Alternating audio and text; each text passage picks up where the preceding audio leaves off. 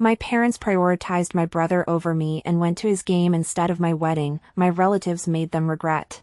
When my parents chose my brother's game over my wedding, I felt an all too familiar sting of neglect.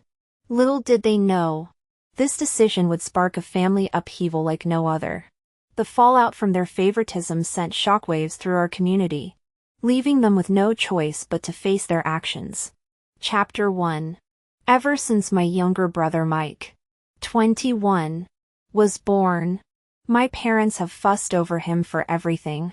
He was the center of their world, and I was left in the shadows. My mom especially seemed to forget I existed.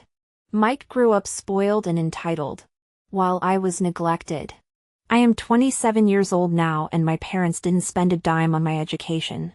Recently, I discovered that my college fund had been used to buy Mike a new car and a house.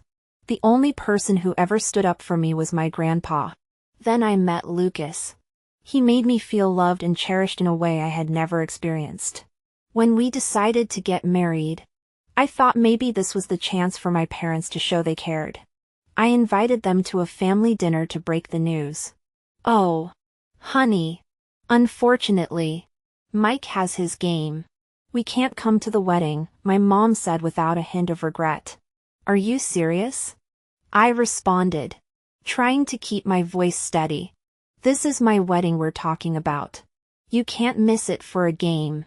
Emily, you know how important this game is for Mike, she replied, her tone dismissive. He's been working so hard for it. And what about me? I shot back, unable to hide my frustration. You missed all my ballet performances, my graduations, and now my wedding? When will I ever be a priority? My dad chimed in, clearly uncomfortable. Emily, we're really sorry. But you know how your brother is. He needs our support. I needed your support too, I exclaimed, feeling the sting of their favoritism all over again. But you were never there for me. Not once. I realized quickly that they wouldn't change their minds. Their favoritism didn't surprise me, they had always put Mike first. But it still hurt deeply. On my wedding day, it was my grandpa who gave me away. It was a beautiful ceremony. And for a moment, I felt like the most important person in the world. Lucas and I left for our honeymoon, deciding to go phone-free for this period. When we got back, we were ready to start living happily and peacefully in our home. However, as soon as I turned my phone on again, I was bombarded with notifications. Most of them were from my mom and Mike. Mike's texts were filled with vitriol. One read, "You are so selfish. How could you get married without us? You ruined everything." Another of his messages noted, "Why are you using our relatives to destroy our parents' names and mine online? So, what if we didn't come to your wedding? That does not mean you have to announce it to the whole world. Get over yourself." After making a few calls, I understood why my brother and parents were all riled up. Apparently, one of my paternal aunts had posted photos of the wedding on Facebook with a caption that was a clear dig at my parents, "So sad some people can't prioritize their child's happiness." Wait. They can. They just chose to obsess over one child and neglect another. The post went viral within our community, and my parents faced public shaming for their mistreatment of me. My grandpa, in his own righteous fury, had visited my parents and berated my father to the point of tears. This seemed to be the breaking point for my dad. He was so distraught over missing my wedding and my grandpa's disapproval that he rebelled against my mom and threatened divorce unless she made things right with me. I read my mom's texts, which started with insults and threats, but they quickly turned pitiful and full of begging. "You ungrateful child. After everything we've done for you, this is how you repay us. If you don't apologize and fix this, you'll regret it. Don't think we won't cut you off completely, Emily." Then her tone shifted, "Please, Emily. I'm sorry. I didn't realize how much we were hurting you. We need to make this right." When we settled down at home, Lucas and I sat down to discuss our next steps. You need to do what feels right for you. Not what everyone else wants, Lucas said, holding my hand. I sighed, feeling overwhelmed. But what does that even mean? Everyone has their own opinion on what I should do. Lucas squeezed my hand gently. It means setting boundaries that you're comfortable with and taking the time you need to heal. You don't have to rush into forgiving them or letting them back into your life completely. I just don't know if I can trust them again, I admitted, my voice wavering. Trust takes time to rebuild, Lucas reassured me. If they really want to make things right, they'll respect your pace and your needs. I decided to meet my parents in a public place for a serious conversation. We met at a quiet cafe. My mom was teary-eyed, and my dad appeared remorseful. Mom, Dad, I need to understand why you thought it was okay to prioritize Mike's game over my wedding, I began, my voice trembling with a mix of anger and hurt. Well, not just the game. Ever since he was born, you treated me like I don't exist. My mom started to speak, but my dad interrupted her. I made a mistake, Dad said, looking down at his hands.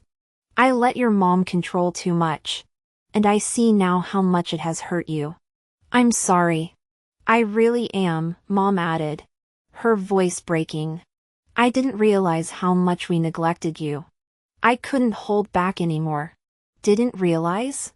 You missed my recitals, my graduations, and every significant moment in my life.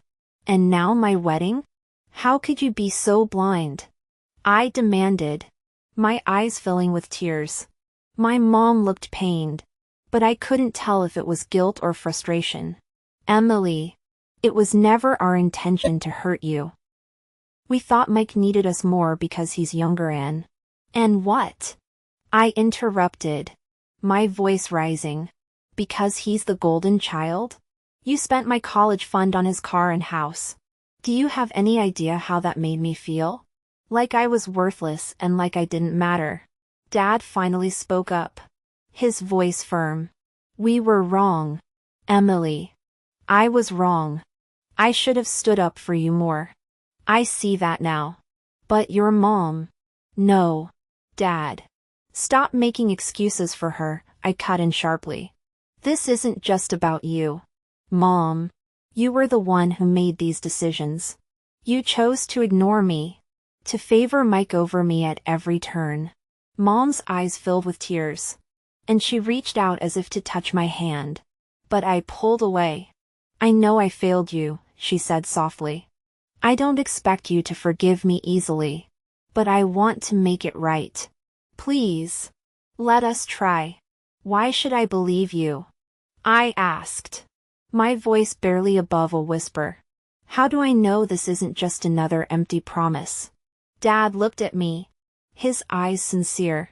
We're willing to go to counseling, to prove to you that we can change. We want to be part of your life, Emily, but we know it has to be on your terms. I took a deep breath, trying to calm the storm of emotions inside me. Apologies are a start, but actions speak louder. If you want to be part of my life, you need to show it through your actions. No more favoritism. No more excuses. Mom nodded, tears streaming down her face. We'll do whatever it takes to earn back your trust. I looked at both of them, feeling a mixture of hope and skepticism. I need time, I said finally. Time to see if you're really serious about changing. And I need boundaries. If I see any sign of the old behavior, I'm done. Dad nodded. That's fair. We just want a chance to prove ourselves to you. Mom reached out again, and this time, I let her take my hand. We love you, Emily. We're sorry it took so long for us to show it. I squeezed her hand, not fully ready to forgive, but willing to see if they could change. We'll see, I said quietly. We'll see. Over the next few months, my parents tried to make amends. They attended family counseling and made an effort to be involved in my life without excluding Lucas. My dad stood up to my mom more, ensuring that they both treated Mike and me equally. Sometimes, it takes a harsh wake-up call for people to realize their mistakes. My parents are slowly earning my trust back, and I'm hopeful for the future. It's important to set boundaries and ensure that any reconciliation comes with genuine change, not just empty words. Tell us what you think about this story, and share it with your friends. It might inspire them and brighten their day.